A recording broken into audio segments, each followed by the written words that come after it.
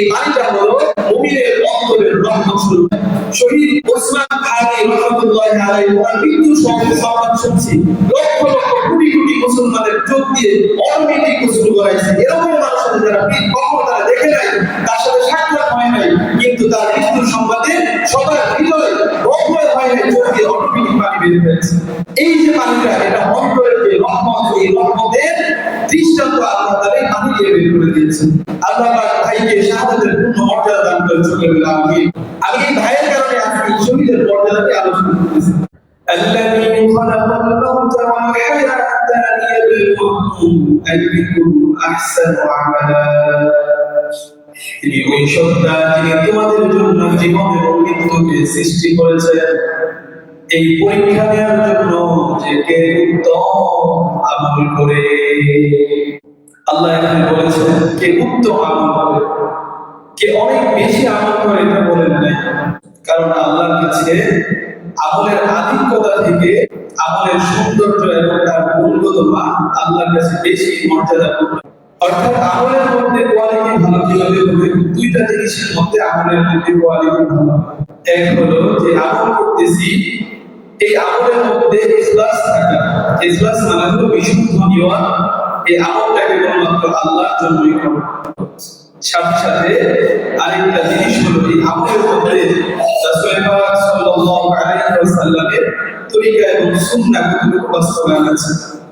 আমাদের জীবনের সময় যখন শেষ হয়ে যাবে, মৃত্যু যখন চলে আসবে, তখন কোনো সময় আর দেওয়া হবে না।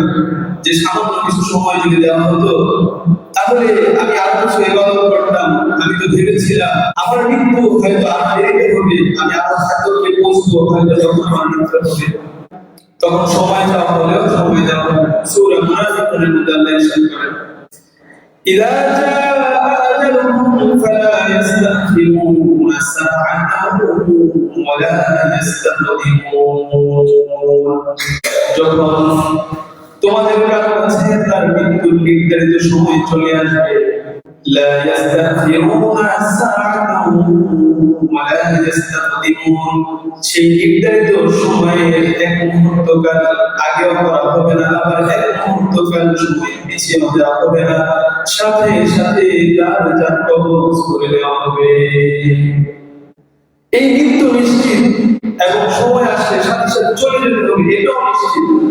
কিন্তু সুন্দর মৃত্যু হওয়া এটা হলো কাম্য, এবং এটাই আমাদের প্রার্থনীয় হওয়া এবং আকাঙ্ক্ষা বিষয় হওয়া উচিত। সবচেয়ে সুন্দর মৃত্যুর কাজ আমলরত অবস্থায় মারা যাওয়া, এটা সুন্দর মৃত্যু। গুনাহ থেকে বিগত অবস্থায় মারা যাওয়া, এটাও সুন্দর মৃত্যু। কিন্তু এই সুন্দরগুলোর মধ্যেও সব থেকে সুন্দর মৃত্যু সেটা কোনটা?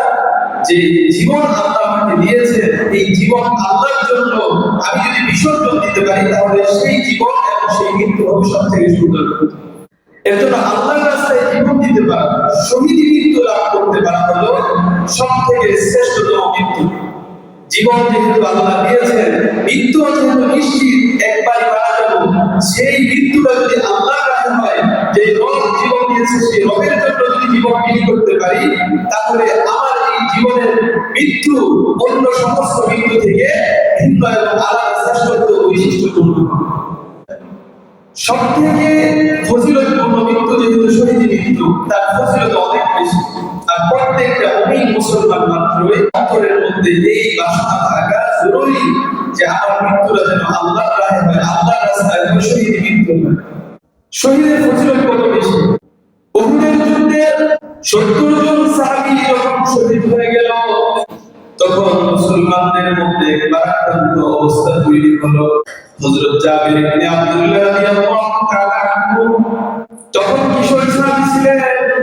ওনার পিতা আব্দুল্লাহ রাদিয়াল্লাহু তাআলা উহুদের যুদ্ধের মধ্যে শহীদ হয়ে যান।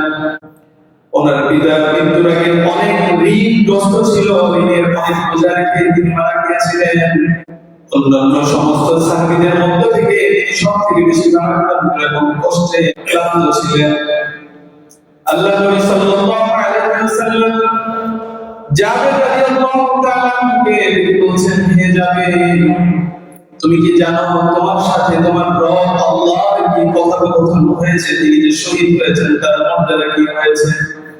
হযরত জাবের রাদিয়াল্লাহু তাআলা বলেন, আল্লাহ এবং তার রাসূল ভালো জানে, আমি তো জানি না। তখন নবীজি বলতেছেন, তোমার পিতা আব্দুল্লাহকে আল্লাহ তাআলা বলতেছেন, আব্দুল্লাহ তুমি যে আমার দেওয়া জীবন আমার রাহে বিলীন করে তুমি যে শহীদ হয়ে গেলে, আমি তোমার শাহাদাতে বড় খুশি হয়েছি। তুমি এখন আমার কাছে তুমি যা চাইবে আমি তাই তোমাকে দেব। তুমি আমার কাছে এমন কিছু প্রার্থনা করো যেটা তোমার মনের বড় বাসনা। হযরত আব্দুল্লাহ রাদিয়াল্লাহু তাআলা আল্লাহকে বলেন, মালিক আপনি আমাকে এমন এক পার্সোনাল কিছু চাওয়ার জন্য বলেছেন যেটা আপনি আমাকে দিবেন। তো বলতেছেন, আল্লাহ আমি যখন শহীদ হয়েছি তখন আমি জানতে পারলাম শহীদের কত মর্যাদা, কত ফজিলত। আল্লাহ আমি আপনার কাছে আর কিছু চাই না, আপনার কাছে আমি একটা জিনিস দরখাস্ত করি, মালিক আপনি আমাকে আরেকটা জীবন দান করেন, যে জীবনটা আবার আমি আপনার কাছে যুদ্ধ করতে করতে শহীদ হয়ে যাব। কবর ফজিলত বলে তারপরে আবার সেই জীবন চাই, যে জীবন আবার আল্লাহর রাস্তায় বিলিয়ে দিয়ে শাহাদাত করব। আল্লাহ রাব্বুল আলামিন বললেন, আব্দুল্লাহ তুমি যে জিনিস চেয়েছো, মৃত্যু এমন এক বিধান, এই বিধান যার উপর প্রয়োগ হয়ে যায় তাকে আর দ্বিতীয়বার এই দুনিয়াতে প্রেরণ করা হয় না, এছাড়া অন্য কিছু চাও। হযরত আব্দুল্লাহ রাদিয়াল্লাহু তাআলা আল্লাহকে বলেন, মালিক যেহেতু আর জীবন দিবেন না, পৃথিবীতে পাঠাবেন না, তাহলে আপনি পৃথিবীবাসীর কাছে আপনি খবর জানিয়ে দিন আমাদেরকে আপনি কি পরিমাণ নিয়ামত এবং রিজিকে প্রতিপালিত করতেছে। সুবহানাল্লাহ। এই প্রেক্ষিতে সূরা আলে ইমরানের মধ্যে আল্লাহ রাব্বুল আলামিন দুইটা আয়াত নাযিল করলেন। দুনিয়াবাসীকে শহীদের মর্যাদা জানিয়ে আল্লাহ দুই আয়াত নাযিল করে বলতেছেন, ওয়ালা তাহসাবান্নাল্লাযীনা কুতিলু ফী সাবিলিল্লাহি আমওয়াতা বাল আহইয়াউন ইনদা রাব্বিহিম ইরজাকুন। আল্লাহ বলেন, লা তাহসাবান্নাল্লাযীনা কুতিলু ফী সাবিলিল্লাহ, যারা আল্লাহর রাস্তায় শহীদ হয়ে যায়, মৃত্যুবরণ করে, ফি সাবিলিল্লাহি আমওয়াতা, তোমরা যেমন আল্লাহর রাস্তায় মৃত্যুবরণ করা মানুষগুলোকে মৃত্যুবরণ করেছে এই কথা তোমরা মনে করো না। বাল আহইয়াউন ইনদা রাব্বিহিম ইরজাকুন, আল্লাহ বলেন তারা তো মৃত্যুবরণ করে নাই, বরং তারা হলো জীবিত এবং তারা তাদের রব আল্লাহর পক্ষ থেকে রিজিক সরবরাহ হতে থাকে। সুবহানাল্লাহ। তারপরে আল্লাহ রাব্বুল আলামিন বলেন, ফারিহিনা বিমা আতাহুল্লাহু মিন ফাদলিহি ওয়া ইয়াস্তাবশিরুনা বিল্লাযীনা লাম ইয়ালহাকু বিহিম মিন খালফিহিম আল্লা খাউফুন আলাইহিম ওয়া লা হুম ইয়াহজানুন। আল্লাহ পাক বলেন, আল্লাহর অনুগ্রহে তারা যে রিজিক প্রাপ্ত হয়, যা কিছু তারা প্রাপ্ত হয়, এই সব কিছু নিয়ে তারা যেন আনন্দিত থাকে এবং তাদের সাথে যেই সমস্ত মানুষরা এখনো মিলিত হয় নাই, আল্লাহর রাস্তায় জিহাদ করতেছে, তাদের ব্যাপারে তারা এই আনন্দ চিত্তে আনন্দের সংবাদ দিতে থাকে এবং বলতে থাকে তাদের কোনো চিন্তা নাই, পেরেশানি নাই, আল্লাহর পক্ষ থেকে তাদের জন্য জান্নাতের ফয়সালা। সুবহানাল্লাহ। আল্লাহ পাক রব্বুল আলামিন এই আয়াতের মাধ্যমে একটা চারটা ফজিলতের কথা বলেছেন একজন শহীদ হওয়া মানুষের জন্য। এক নম্বর বলেছেন যে তারা এমন জীবন লাভ করে মৃত্যুর মাধ্যমে, তাদেরকে তোমরা কখনো মৃতই বলতে পারবে না, এমনকি ধারণাও করতে পারবে না। লা তাহসাবান্নাল্লাযীনা, তোমরা ধারণা করবে না যারা আল্লাহর রাস্তায় হত্যা হয়েছে, নিহত হয়েছে, তাদেরকে মৃত বলে তোমরা ধারণাই করবে না, ভাববা, বরং বাল আহইয়াউন ইনদা রাব্বিহিম ইরজাকুন, তারা তো জীবিত। দুই নম্বর ফজিলত আল্লাহ বলতেছেন তারা জীবিত, এবং তারা দ্বিতীয় ফজিলত আল্লাহ বলেন রবের পক্ষ থেকে তারা সব সময় রিজিক প্রাপ্ত হইতে থাকে। বলেন সুবহানাল্লাহ। একজন সাধারণ ইমানদার, সে অনেক বড় আলেম, জাহেল এবং অনেক তাকওয়াওয়ালা ছিল, এবং সে সাধারণভাবে তার ঘরে সে যদি মারা যায়, তো এই ব্যক্তিও আল্লাহ চাইলে কখনো জান্নাতে যাইবে, কিন্তু মৃত্যুর পরে কবরের মধ্যে তার দীর্ঘ সময় পর্যন্ত ঘুমিয়ে থাকতে হবে, তার জন্য কোনো রিজিকের ফয়সালা নাই, আল্লাহর পক্ষ থেকে কোনো আমলের ঘুমিয়ে থাকবে, আযাব হবে না, এবং কিয়ামত যখন হবে বিচার ফয়সালা তাকে জান্নাতে দেওয়া হবে। কিন্তু যে শহীদ হলো, সে শহীদ হওয়ার পরে আল্লাহ পাক রব্বুল আলামিন তার রূহটা, তার আত্মাটা এক জান্নাতি সবুজ পাখির সিরার ভিতরে ঢুকিয়ে দেন, সুবহানাল্লাহ।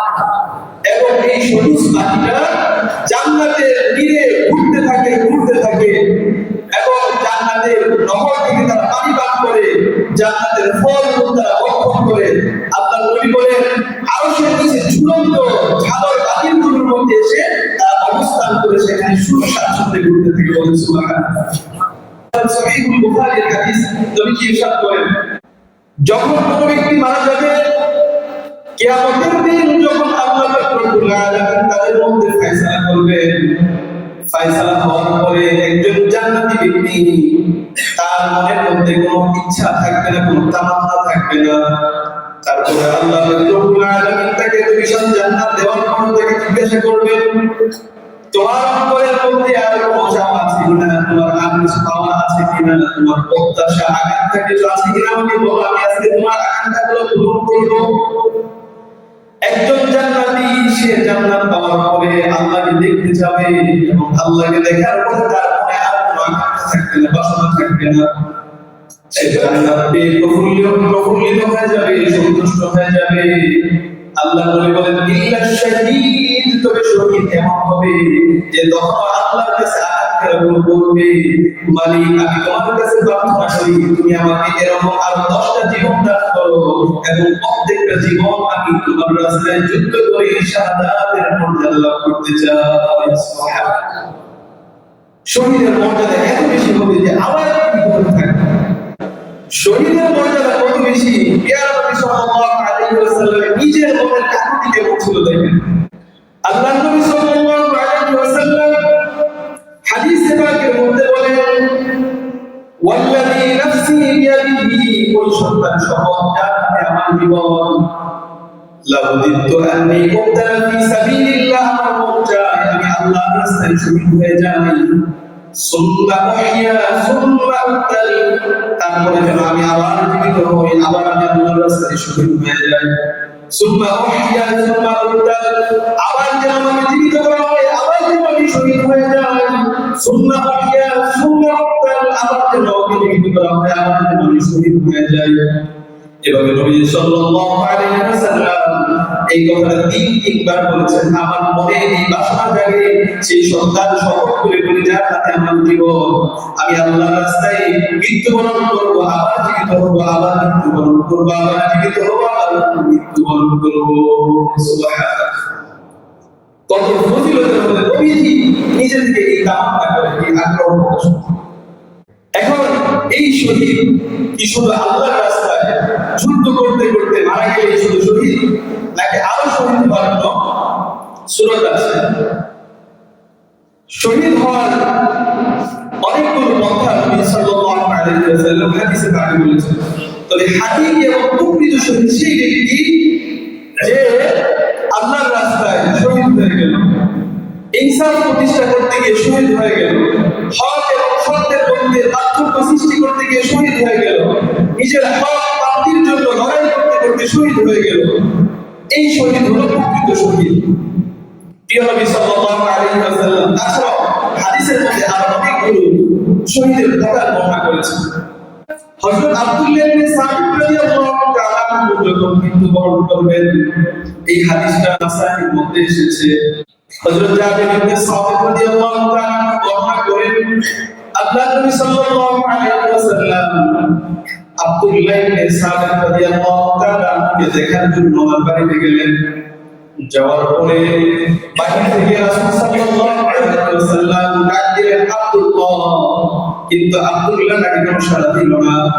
আবার ডাক দিলেন, আব্দুল্লাহ, তারপর কোনো সাড়া দিলেন না। তিনবার নবীজি ডাকার পর যখন সাড়া দিলেন না, তখন নবীজি ইস্তাওজা, সাথে সাথে ইন্না লিল্লাহি ওয়া ইন্না ইলাইহি রাজিউন বললেন।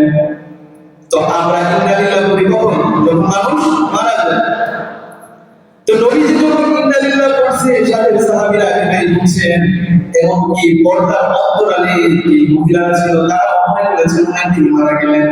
সাথে সাথে তারা ফাতাকাহুনা চিৎকার করে কান্না করতেছে। হযরত জাবির ইবনে সামিত রাদিয়াল্লাহু তাআলা সাকাতাহুনা তাদেরকে চুপ করাইতেছিলেন। নবীজি বলেন তাদেরকে ছেড়ে দাও, তাদেরকে চুপ করাও না। কেন চুপ করাবো না? নবীজি আপনি তো নিষেধ করেছেন যে কেউ মারা গেলে চিৎকার করে কান্না করবেন না। নবীজি বলেন এখনো তো আব্দুল্লাহ ইবনে সামিত মারা যায়নি। তখন সবাই অবাক হলো, আপনি ইন্না লিল্লাহি বললেন। তখন নবীজি বলতেছেন কেউ মুসিবতের মধ্যে পড়লে, কষ্টে নিপতিত হলে তখন কি করতে হয়? ইন্না লিল্লাহি ওয়া ইন্না ইলাইহি রাজিউন। তখন নবীজি বললেন ওর মুসিবতের কারণে আমি ইন্না লিল্লাহি বলছি। তো নবী সাল্লাল্লাহু আলাইহি ওয়াসাল্লাম তারপরে বললেন ফাইদা ওয়াজাবা যখন ওয়াজিব হয়ে গেলে তখন তারা না কান্না করে। সাহাবীরা জিজ্ঞাসা করতেছেন ওয়াল উজুব, হে নবী উজুব কি জিনিস? নবীজি বলতেছেন যখন আব্দুল্লাহ ইবনে সামিত মৃত্যুবরণ করবে তখন যেন তারা না কান্না করে, মৃত্যুর পরে চিৎকার করে বিলাপ করে কান্না করে না। তবে নবীজি হাদিসের মধ্যে বলেছেন যে কোন মুমিন যখন মারা যায় তখন তার চক্ষু দিয়ে যদি পানি বের হয় অটোমেটিক এই পানিটা হলো মুমিনের অন্তরের রহমত স্বরূপ। বলেন সুবহানাল্লাহ। মুমিনের অন্তরে এই রহমতকে আল্লাহ তাআলা পানির আকারে ঝরিয়ে বের করেছেন। এর জন্য বিলাপ করে নয়, ভিতর থেকে দুঃখের কারণে যে পানি বের হয়ে আসবে অটোমেটিক, সেটা হলো রহমতের কান্না। যেরকম আমাদের মধ্যে যখন গতকালকে রাতে আমরা সবাই শহীদ ওসমান হাদি রাহমাতুল্লাহি আলাইহি তার মৃত্যু সংবাদ শুনছি, লক্ষ লক্ষ কোটি কোটি মুসলমানের চোখ দিয়ে অটোমেটিক গোসল করাইছে। এরকম মানুষের যারা কখনো তারা দেখে নাই, তার সাথে সাক্ষাৎ হয় নাই, কিন্তু তার মৃত্যুর সংবাদে সবার হৃদয় রহমত হয় নাই, চোখ দিয়ে অটোমেটিক পানি বের হয়েছে। এই যে পানিটা, এটা অন্তরের যে রহমত, এই রহমতের দৃষ্টান্ত আল্লাহ তাআলা পানি দিয়ে বের করে দিয়েছেন। আল্লাহ পাক ভাইকে শাহাদাতের পূর্ণ মর্যাদা দান করেন। সকলে আমিন। আমি এই ভাইয়ের কারণে আজকে শহীদের মর্যাদাকে আলোচনা করতেছি। তো আল্লাহ নবী সাল্লাল্লাহু আলাইহি সাল্লাম তারপরে ওই আব্দুল্লাহ ইবনে সামিতকে বললেন, যখন দেখতে গেলেন হে আব্দুল্লাহ আমাদের উপর আল্লাহর ফয়সালা গায়েব হয়ে গেছে, বিজয় হয়ে গেছে, যে আল্লাহ রব্বুল আলামিন ফয়সালা করেছেন তোমাকে মৃত্যু দিয়ে দিবেন। এমন সময় আব্দুল্লাহ ইবনে সামিতের কন্যা তার বাবাকে ডেকে বলতেছেন ইন্নী লা আরজু আন তাকুনা শাহীদা, আমি তো আশা করেছিলাম আপনি শহীদ হবেন, আপনি তো যুদ্ধের জন্য পূর্ণ প্রস্তুতি হয়েছিলেন। সাহাবীরাও তখন বলাবলি করতেছিল আমরা সবাই আশা করেছিলাম আন তাকুনা ওয়াফাতুহু মিন ক্বাবলি ফি সাবিলিল্লাহ, তার মৃত্যুটা হবে আল্লাহর রাস্তায়, যেহেতু তিনি সারা জীবন যুদ্ধের জন্য প্রস্তুতি নিয়েছিলেন, কিন্তু ঘরের মধ্যে মৃত্যু হচ্ছে। এখন নবীজি বলতেছেন তোমরা কি মনে করেছো যে শুধুমাত্র আল্লাহর রাস্তায় যুদ্ধ করলে মৃত্যু হইলে সে শহীদ হবে, অন্যভাবে শহীদ হওয়া যায় না? সাহাবীদেরকে জিজ্ঞাসা করতেছেন ওয়া তাআউতু শুহাদা, শহীদদের ব্যাপারে তোমাদের কি ধারণা, কাদেরকে শহীদ হিসেবে গণ্য করো? তখন তারা বলতেছেন ওয়াকুম ফি সাবিলিল্লাহ, যারা আল্লাহর রাস্তায় মৃত্যুবরণ করে আমরা যদি তাদেরকে শহীদ মনে করি। নবীজি বলতেছেন যদি তাই হয় ইন্না শুহাদা উম্মতি লাইদান কলিলা, যদি এমনই হয় তাহলে তো আমার উম্মতের শাহাদাতের এবং শহীদের সংখ্যা কম হবে। না না, আমার উম্মতের শহীদের সংখ্যা তো কম না। আশ-শুহাদা সাবআতুন গায়রি কতল ফি সাবিলিল্লাহ, আল্লাহর রাস্তায় যুদ্ধ করে শহীদ হওয়া ছাড়াও আরো 7 শ্রেণীর মানুষ শহীদ হয়। আল্লাহ নবী এরকম 7 শ্রেণীর মানুষের কথা বলতেছেন। আল-বাদউ শাহীদুন, এক নাম্বার যখন কোনো মহামারী ছড়িয়ে যায়, মহামারীতে কোনো মানুষ যখন তুমি মুসলমান যদি সে মৃত্যুবরণ করে সে শহীদ হয়। 2 নাম্বার বলতেছেন আল-বাদউ শাহীদুন, পেটের পীড়ায় আক্রান্ত হয়ে পরে রোগে আক্রান্ত হয়ে কেউ মারা গেলে সে শহীদ হবে। 3 নাম্বার নবী সাল্লাল্লাহু আলাইহি ওয়াসাল্লাম বলেন সাহিবুল হাদামি, কোন ব্যক্তি কোথাও ছায়া নেওয়ার জন্য দাঁড়াইলো, গাছের ডাল পড়ে সে যদি মারা যায়, কোন বিল্ডিং এর নিচে দাঁড়াইছে, বিল্ডিং থেকে যদি মারা যায় তার শহীদ হবে। তারপরে নবী বলতেছেন আল হারিকু শাহীদুন, যে কিনা অগ্নিকাণ্ডের মধ্যে নিপতিত হয়ে আগুনে ঝলসে গিয়ে মারা যায় সেই ব্যক্তি শহীদ হবে। তারপরে নবী বলতেছেন আল বারিকু শাহীদুন, যদি কেউ ডুবে মারা যায় সে ব্যক্তিও শহীদ হবে। পানির মধ্যে ডুবে মারা গেলে, লঞ্চ ডুবে মারা গেলে, নৌকা ডুবে মারা গেলে সেই ব্যক্তিও শহীদ হবে। নবী সাল্লাল্লাহু আলাইহি ওয়াসাল্লাম বলেন ওয়াল মারআতু তামুতু ইনদাল জুমআ, এবং ওই মহিলা ওই মা বোনেরাও শহীদ হবে যারা কিনা গর্ভপাতের সময় সন্তান প্রসবের সময় মৃত্যুবরণ করে, সেই সকল মা বোনেরাও আল্লাহর রাস্তায় শাহাদাতের পূর্ণ মর্যাদা লাভ করবে। আল্লাহ নবী সাল্লাল্লাহু আলাইহি ওয়াসাল্লাম এক হাদিসে বলেছেন, সন্ত্রাসী আত্মায়ের হাতে যদি কেউ মারা যায় সে ব্যক্তি শহীদ হবে, নিজের জান বাঁচানোর জন্য যদি কেউ মারা যায় সে ব্যক্তি শহীদ হবে। সুবহানাল্লাহ। আমাদের মধ্যে যে শহীদ ওসমান হাদি ভাই চলে গেলেন, আল্লাহ তার মৃত্যুকে শাহাদাতের মৃত্যু হিসেবে কবুল করেন, সকলে বলে আমিন। আমাদের প্রত্যেকের হৃদয়ের ভিতরে শহীদ হওয়ার তামান্না আল্লাহ তাআলা তৈরি করে দেন, সকলে বলে আমিন। আল্লাহর রাস্তায় যেন আল্লাহর দেয়া জীবনকে আমরা বিলিয়ে দিতে পারি, সত্যের সংগ্রাম করতে করতে সত্য প্রতিষ্ঠার জন্য লড়ে যেতে যেতে আল্লাহ তাআলা সেই পূর্ণ তৌফিক আমাদের সকলকে দান করেন, সকলে বলে আমিন। ওয়া আখিরু দাওয়ানা আলহামদুলিল্লাহি রাব্বিল আলামিন।